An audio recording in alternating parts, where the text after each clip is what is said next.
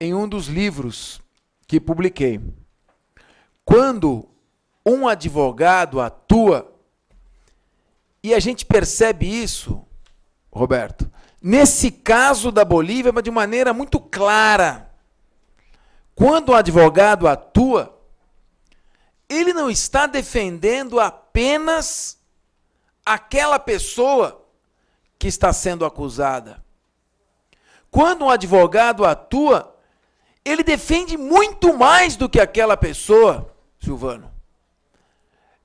Ele defende não a pessoa apenas, ele defende um princípio.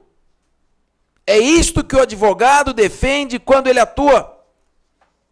O princípio de que nenhum de nós pode ser privado de sua liberdade, aviltado na sua honra, no seu decoro, amesquinhado em seu patrimônio, sem que antes sejam obedecidas todas as garantias do devido processo legal que regem e sustentam o Estado democrático de direito.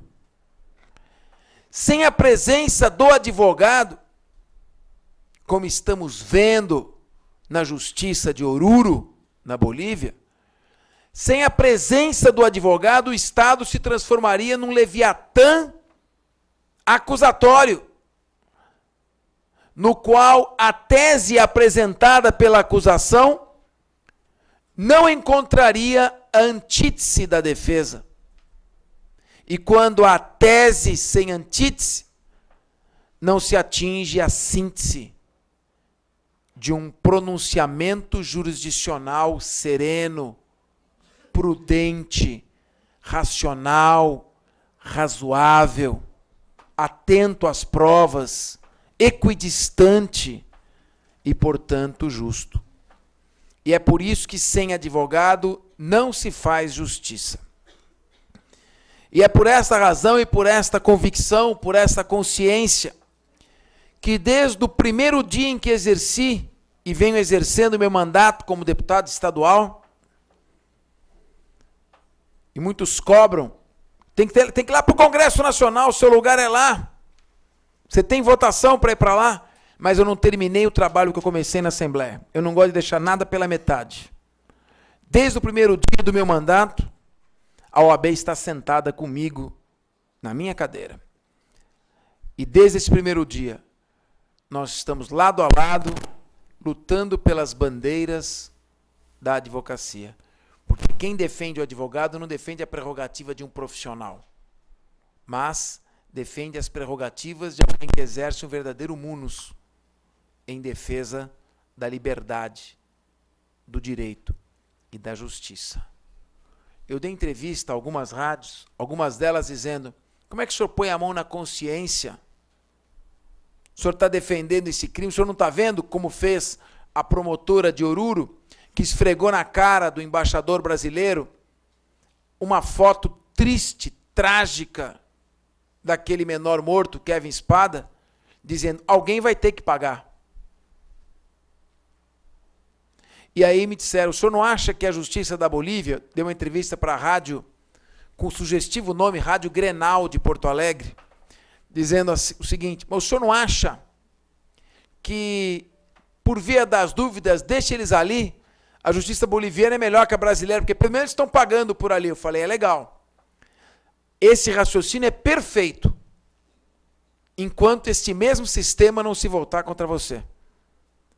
Porque quando nós pegamos atalhos, quando nós compactuamos que por uma sede de justiça, que muitas vezes é até lógica, justificável, nós queremos sobrepujar princípios, garantias do devido processo legal, nós estamos contribuindo para a formação de um Estado arbitrário, que mais cedo ou mais tarde vai se voltar contra nós, contra alguém que conhecemos ou contra alguém próximo.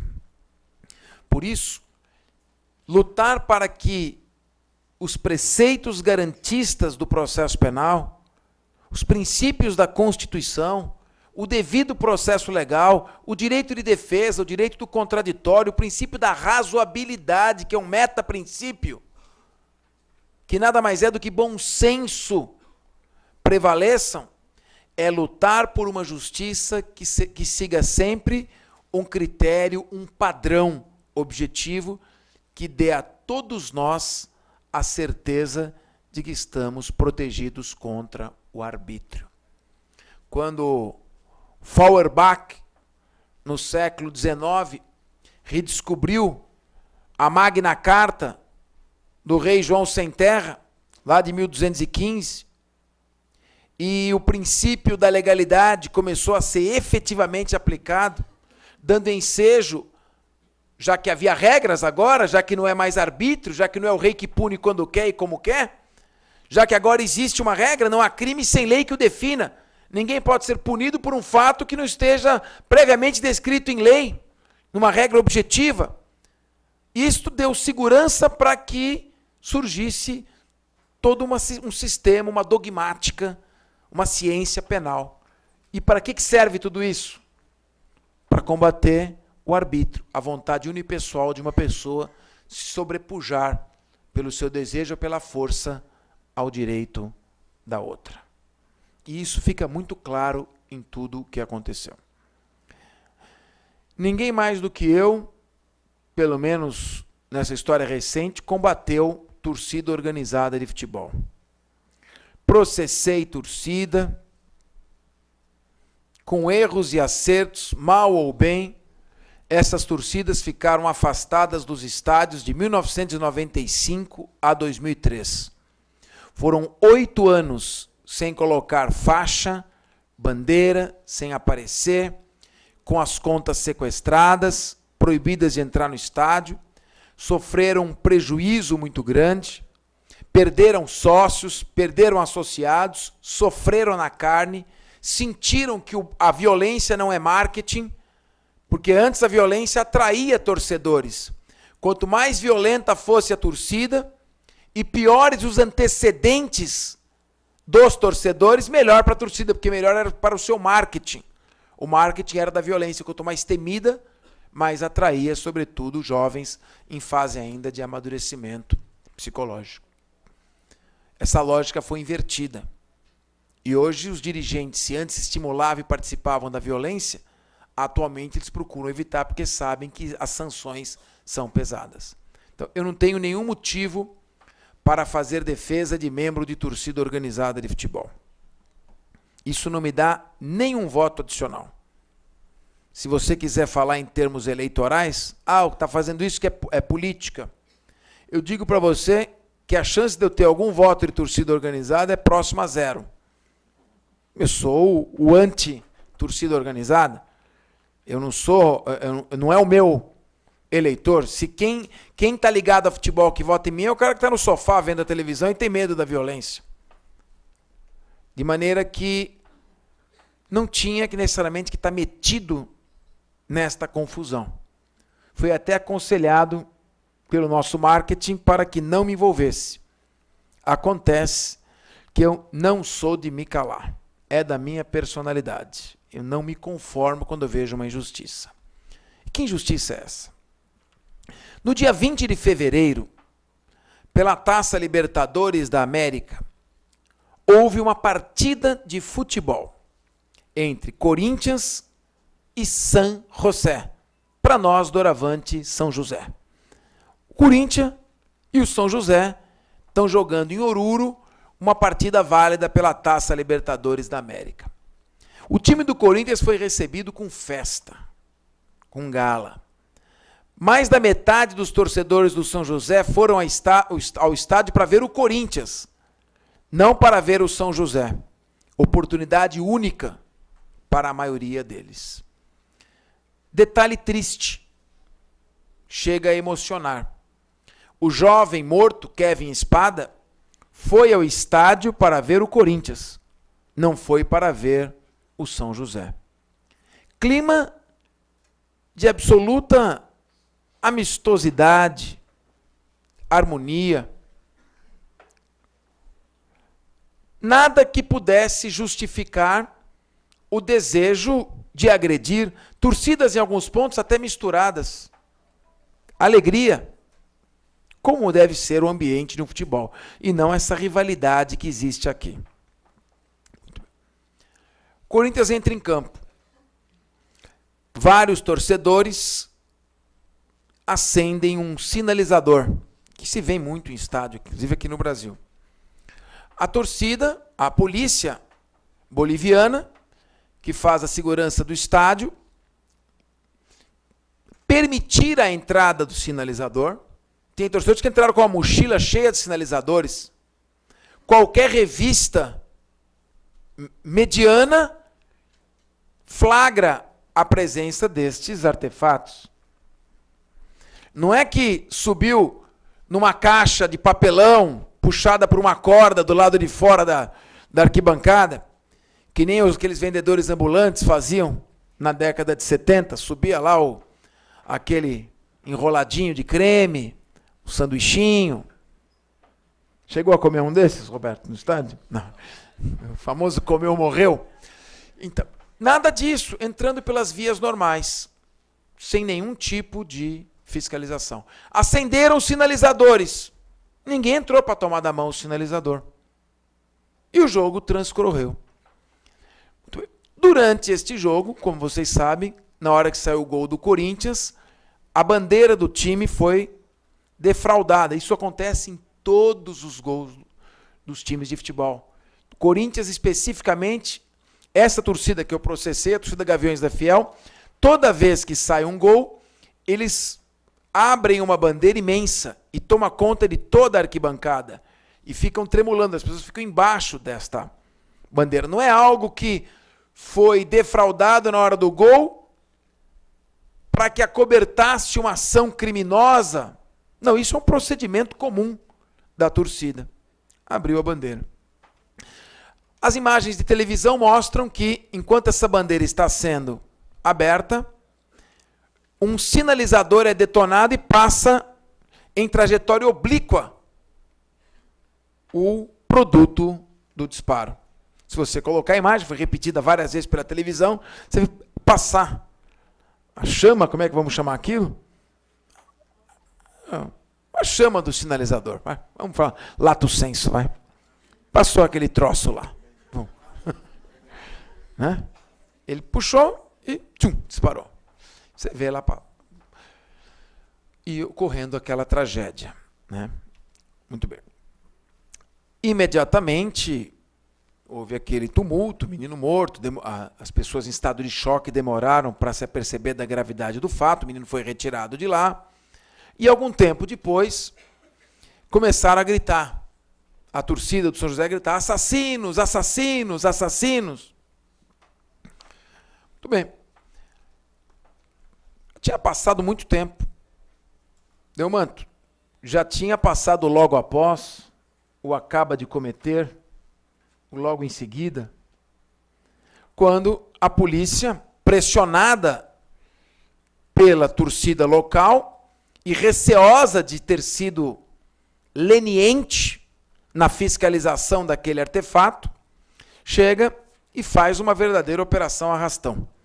Eu tenho mantido contato permanente, frequente com os familiares, já conversei com os rapazes que estão presos, tenho falado com os advogados, viajei ao Palácio Itamaraty, tive vários encontros com os embaixadores, tenho falado com eles, de maneira que eu estou acompanhando diuturnamente este caso.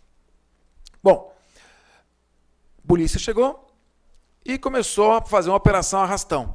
Quem está com o sinalizador? Abriu a mochila do jeito estava com o sinalizador. Vem aqui, você é suspeito. Entra aqui. Chegou um outro que tinha organizado a viagem, falou, olha, escuta, o que está acontecendo? Eu estou chegando agora, estava organizando a entrada do pessoal, o gol foi no começo do jogo. Ah, você que organizou? Vem para cá também.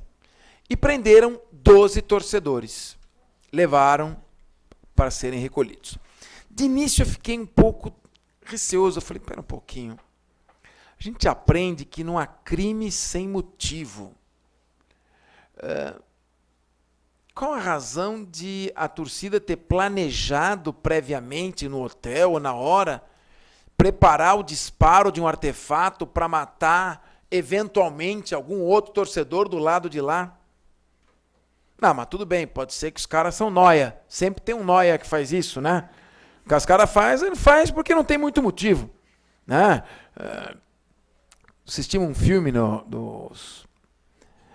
Como é que chama aquele de gangues de rua? Final da década de 70. Não, era um filme antigo já da década de 70. Warriors.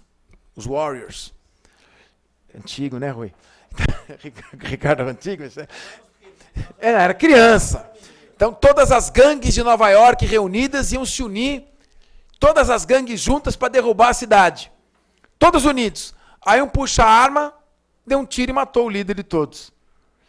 Aí no final esclarece, por que você fez isso? Eu gosto de fazer essas coisas. Nóia. Então também podia até acontecer essa hipótese. Mas nessa hipótese, o nóia faz as coisas que dá vontade na hora. Ele não planeja. Estou à vontade, quero matar, puxa o artefato e tira. Então isso afasta completamente, primeiro pelo lado psicológico, subjetivo, motivacional, torna muito difícil já, à primeira vista, olhando ali a imagem, que tenha ocorrido uma ação planejada, premeditada, com participação. Não há razão, não há motivo. Bom, veio para cá, passaram os dias, os torcedores lá, surge o autor confessando o crime. Primeira coisa que eu pensei, opa, tá cheirando armação esse troço. Coincidência, um menor de 18 que é inimputável, justo, tá assumindo a bronca aí para todo mundo, né? Mas ele foi ouvido pelo promotor de justiça da infância e juventude, que é um brilhante processualista, um emérito professor, que é o promotor Thales César, promotor experiente, com 20 anos de carreira. Está nessa área de menor a uns 15. A gente desenvolve um certo faro para saber onde está a mentira. E ele fez uma confissão detalhada, pormenorizada. Quanto maior os pormenores, mais fácil de você pegar a mentira, porque ele estiver inventando, e uma hora ele começa a se enrolar. Ele fez todo um relato. Neste relato, evidenciava-se a existência de aliás, o relato está aqui. Eu não posso abrir, porque tem que estar escrito aqui. Documento confidencial, proibida a reprodução e divulgação do conteúdo. Eu não posso, está aqui a confissão do menor. Tá certo? Não posso ficar. Por quê? Porque tem o nome dele. Tem que preservar, né, a identidade perante o público. Bom, o ECA, né, ele confessou detalhadamente. E é uma confissão que eu fui conversar com o fabricante do artefato, conversei com ele, mas perfeitamente possível. Você puxa aquele documento, o sinalizador, aquele artefato. A hora que você puxou o sinalizador, o que aconteceu? Demorou para disparar. No que demorou para disparar, você fica naquela dúvida, se você vai colocar de fato para baixo, abandonar aquilo ou continuar segurando. Foi aí que disparou, sem nenhuma prática no manuseio, sem nenhum treinamento prévio, um disparo imprudente, por ter sido feito por alguém que está fazendo pela primeira vez. E com uma imperícia brutal. Eu confesso, eu sempre tive aflição de soltar rojão. Nunca gostei. E eu fui um dia num jogo São Paulo e Botafogo do Rio. 1981, Campeonato Brasileiro de 81. O Botafogo abriu 2-0. E aí o São Paulo fez 2-1. Com um gol de pênalti com o Serginho. 2-2, o Everton bate de sem pulo de fora da área. E depois o Everton faz 3-2. Me deram o rojão, solta aí! Eu não sou São Paulino, mas precisava simular relações amistosas. Né? Eu acendi aquele troço. O tempo que eu fiquei esperando para detonar, eu abaixei. Explodiu lá para baixo. Isso pode acontecer. Bom, teve esta primeira prova, esta primeira confissão. O programa fantástico da Rede Globo de televisão conseguiu, num outro ângulo de filmagem, o que jamais tinha sido obtido até então. As imagens estão aqui. Um vídeo com aquele menor que fez a confissão, na hora, segundos antes do disparo, atrás da bandeira, na posição em que partiu o disparo, segurando o sinalizador. E a imagem é aproximada com duas setas, especificando e apontando este menor. Bom, a partir desse momento, esperava-se que as autoridades bolivianas solicitassem do Brasil o encaminhamento da confissão do menor e as imagens demonstrando que ele estava ali, segurando o sinalizador momentos antes do disparo. Poderia-se requisitar, como o promotor Tales já o fez, uma perícia da polícia científica para demonstrar que a Rede Globo não montou esse vídeo, que as imagens são autênticas, com uma prova pericial, com uma prova documental, com a confissão do menor. Os documentos são enviados ao ministro da Justiça. Qualquer outro meio de envio dessas provas torna-as nulas, de pleno direito. Não é Ministério das Relações Exteriores. Só o ministro da Justiça pode encaminhar, e aí ele pode encaminhar diretamente ao promotor de Oruro estas provas para que sejam analisadas e sopesadas. Muito bem. Até agora não se quis. Fechou-se os olhos para estas provas que foram apresentadas. Então, eu já começo a perguntar o seguinte: eles estão presos desde o dia 20 de fevereiro, 20 de março, vai dar 20 de abril, vai dar 60 dias. Quase 60 dias. Então, a indagação que nós fazemos é o seguinte: uma pessoa, para ficar presa provisoriamente, para o investigado ser preso enquanto se aguardam as investigações, o que eu preciso? Em primeiro lugar, eu tenho que ter o quê? Um pressuposto. Eu tenho que ter um pressuposto. Para a pessoa ficar presa, tem que ter um pressuposto. Qual é o pressuposto? O pré-suposto. O que se pré-supõe? Ou seja, antes de discutir qualquer outra coisa, o que se pressupõe? Tem uma prova do fato? Tem. E, ao menos, indícios de autoria. Esses indícios não podem ser uma mera suspeita. Seguramente não são prova plena, mas não pode ser uma simples suspeita. Indício, um fato objetivo que demonstre, pela aplicação de um método indutivo, você vai do particular para o geral, a probabilidade, ao menos, de que aquela pessoa foi autor, porque ela está presa. E segundo, a necessidade desta prisão. Eu quero saber o que foi feito nestes 60 dias em termos de investigação. O que está sendo feito? Por que é necessária essa prisão? Eles estão ouvindo testemunhas? Quais? Se todas as testemunhas que estavam na arquibancada já voltaram para o Brasil. Não é mais fácil pegar as imagens de televisão e começar a detalhar, como a Rede Globo fez, e verificar quem estava lá perto e quem não estava? Só agora se fez uma reconstituição do crime. E a reconstituição desmoralizou a acusação. Porque, como disse o professor Dr. Humberto Durso, 2 estavam fora do estádio e 3 distantes completamente do local. E se o disparo foi acidental, eu não conheço participação dolosa em crime culposo. Não conheço como é que alguém pode premeditar um acidente, a não ser que não seja um acidente. Eu vou, olha, naquele determinado dia eu vou perder o controle do carro e vou atropelar e matar essa pessoa. Então, a própria natureza da ação culposa indica a espontaneidade, a imprevisibilidade do evento. Nós, então, diante de tudo isso, entendemos necessário ir várias vezes à tribuna, fazendo colocações duras.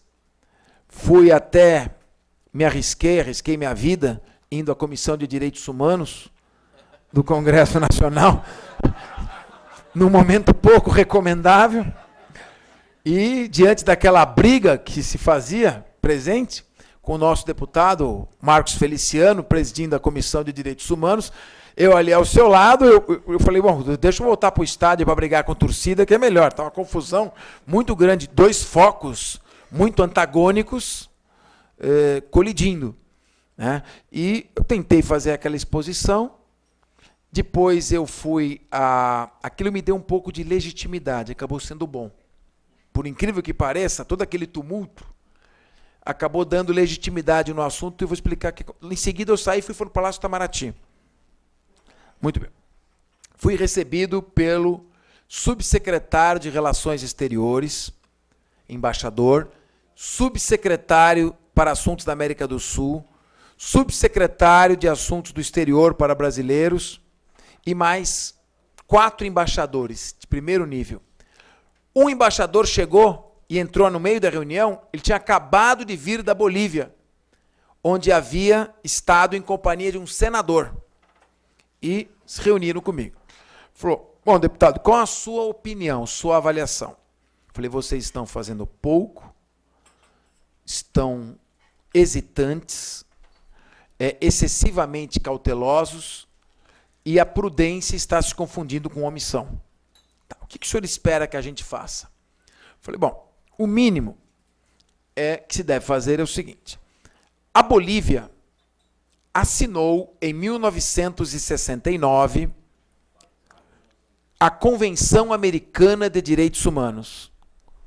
Como muito bem colocado pelo professor Ricardo e pelo Solerte Rui, como diria Roberta Vallone,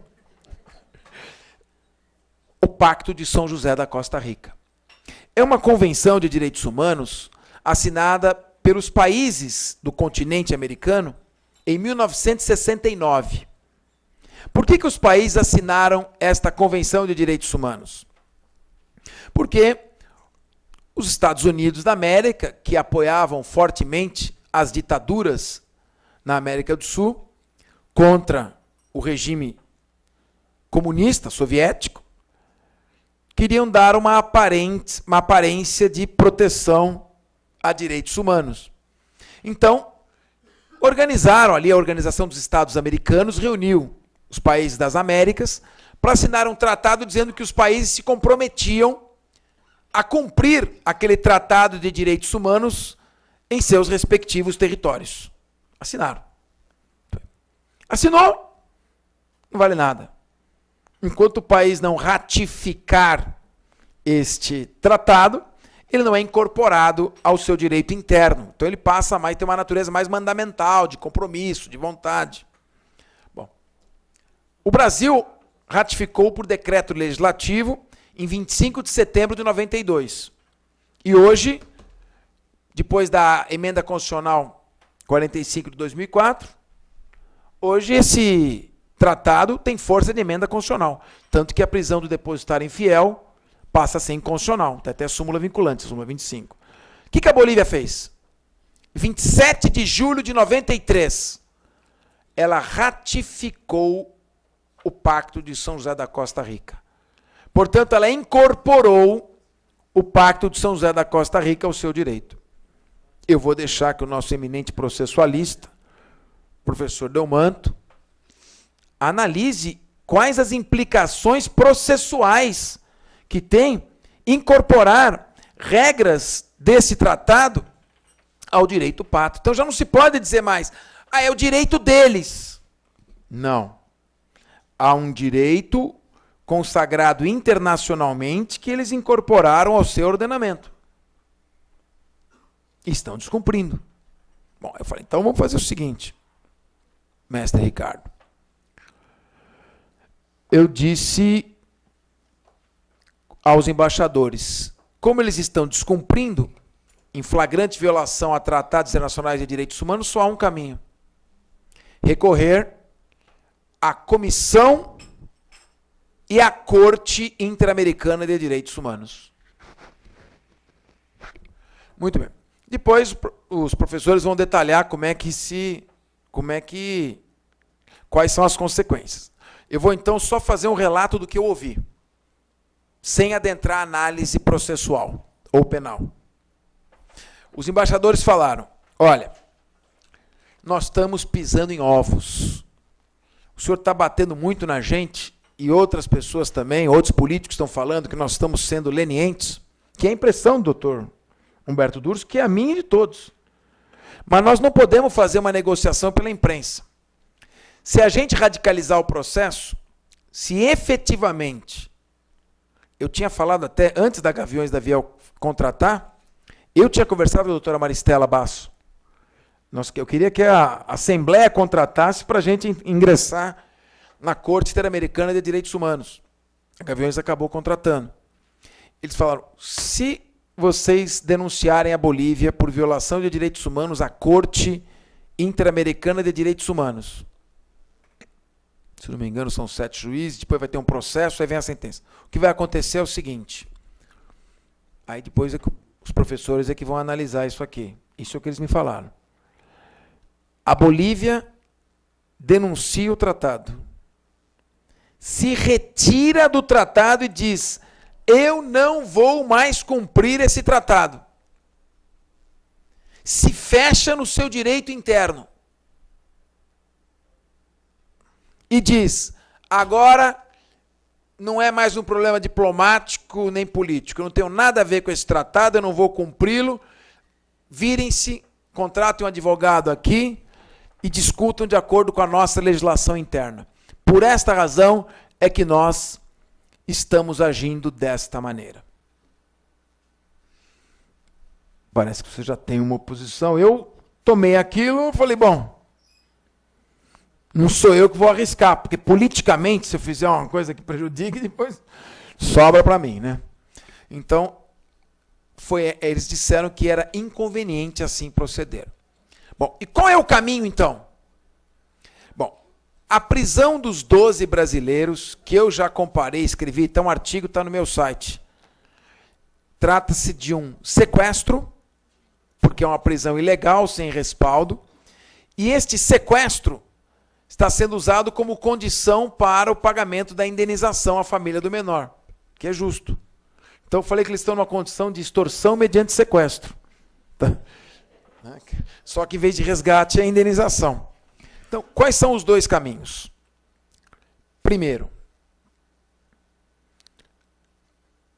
não justifica o que está acontecendo.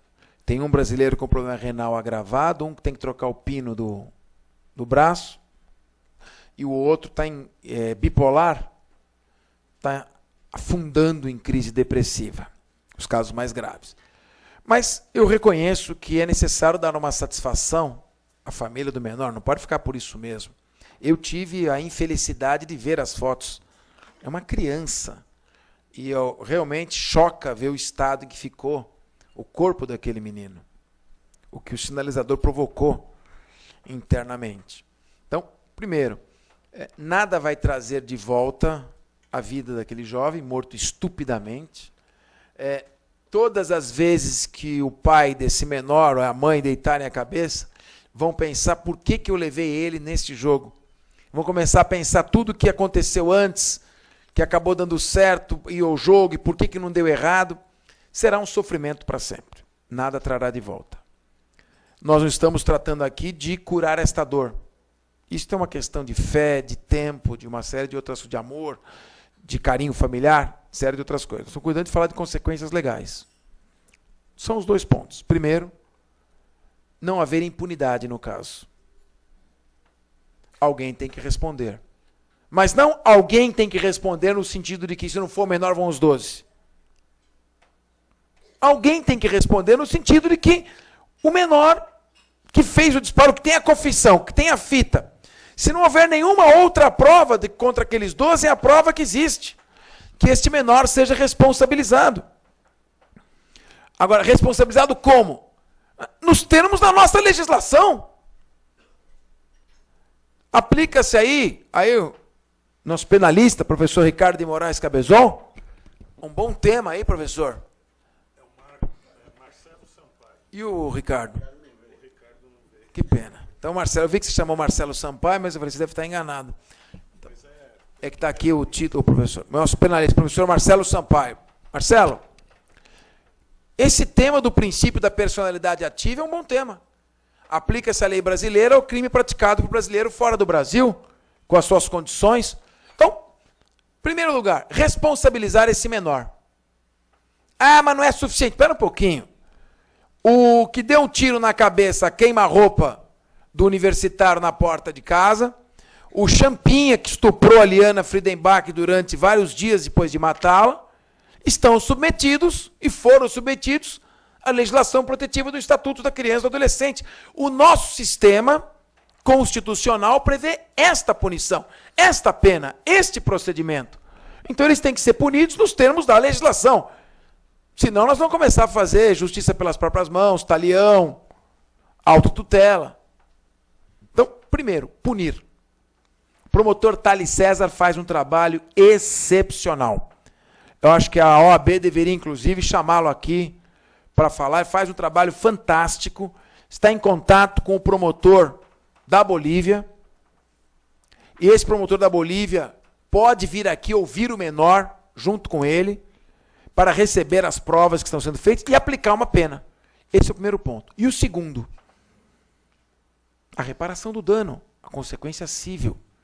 O pai do menor Kevin Espada não é extorsionário, não é mercenário, é um homem digno, um homem correto, um homem que merecia ouvir um pedido de desculpas frente a frente por esse menor, pelos seus pais, pela torcida, pelo próprio Corinthians, já que o menor foi ver o Corinthians jogar. E este homem está entrando em contato com os advogados dos 12 torcedores e já chegaram a um valor. E é um valor, diria para vocês, bastante razoável. E eu tomei conhecimento deste fato hoje, telefonei para o Corinthians, pedindo que o seu presidente Mário Gobi, por meio do seu vice-presidente jurídico, verificasse a viabilidade de, se de alguma maneira o clube tem, se não tem uma responsabilidade jurídica, aí também vocês podem abordar, moral tem, com absoluta certeza. Tem uma responsabilidade sim, aquele menino era um boliviano mais corintiano do que tudo. E atingir esse... Então nós temos uma perspectiva de que, num período máximo de um mês, haja uma solução pacífica para isso.